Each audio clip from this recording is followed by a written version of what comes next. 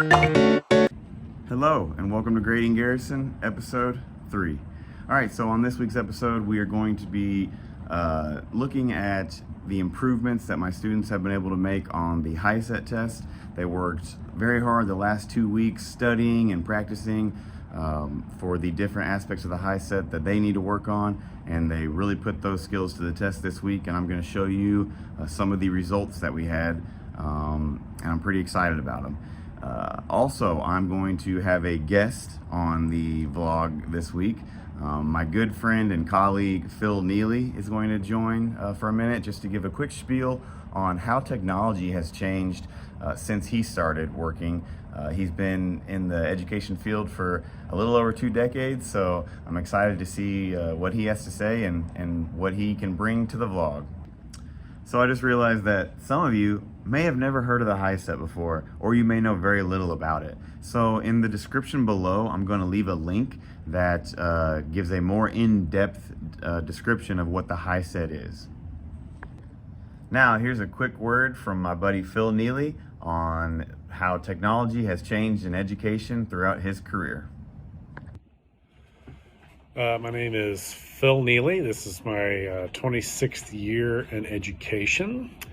And as far as technology goes, it's the thing that I've noticed is the evolution of the cell phone from being just a primary modes of communication through verbal and texting to now something that is broad-based. It's a computer, it's a calendar, it's a video game.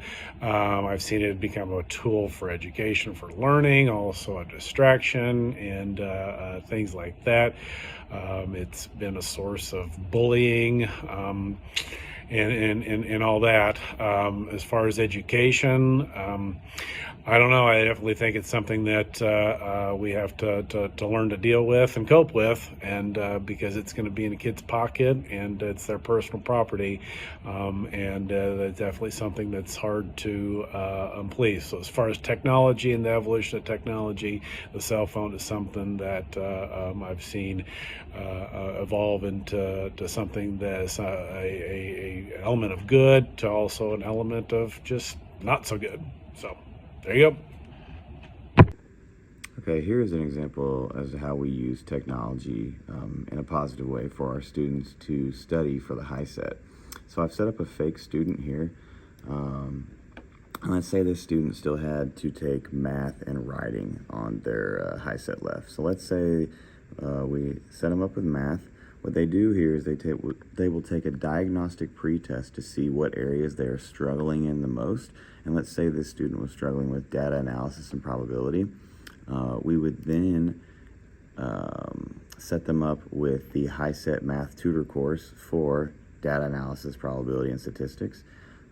They would go through that whole course with a specific diagnostic pretest on this subject.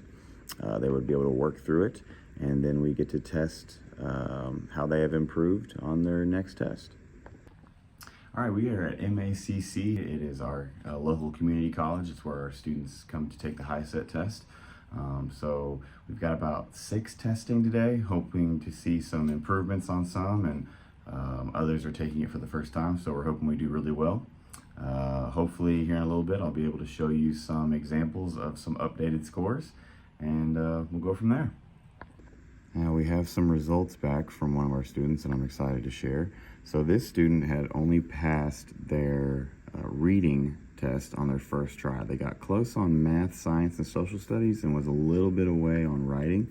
So we had them work on Edgenuity on some of these practice courses, and I am very excited to show you their results.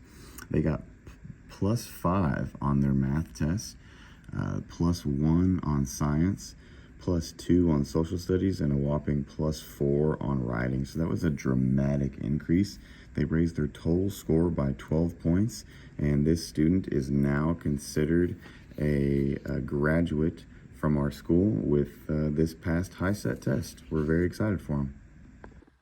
Thank you for tuning in to another week of Grading Garrison. Tune in next week to episode 4, where I'm going to talk a little bit about teacher finances. I think it will surprise some of you outside of the teaching profession how we get paid and how often. And others you already know. I'll talk a little bit about how I'm able to stretch my finances out to make things work for me.